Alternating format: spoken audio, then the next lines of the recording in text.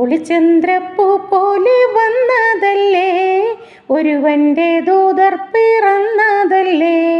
മക്കത്തെ മുഖ്യ ഖുറൈശി വീട്ടിൽ മഹമൂദർ ത്വാഹ ജനിച്ചതല്ലേ. ഒളിചന്ദ്രപ്പൂ പോലെ വന്നതല്ലേ, ഒരുവൻ്റെ ദൂതർ പിറന്നതല്ലേ. മക്കത്തെ മുഖ്യ ഖുറൈശി വീട്ടിൽ മഹമൂദർ ത്വാഹ ജനിച്ചതല്ലേ. യാ നബി സലാം, യാ റസൂൽ സലാം, ഖാതിബുൻ നബി അവരിൽ 1000 സലാം. യാ നബി സലാം, യാ റസൂൽ സലാം, ഖാതിബുൻ നബി അവരിൽ 1000 സലാം.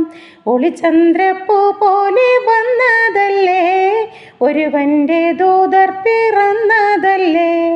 മക്കത്തെ മുഖ്യ ഖുറൈശി വീട്ടിൽ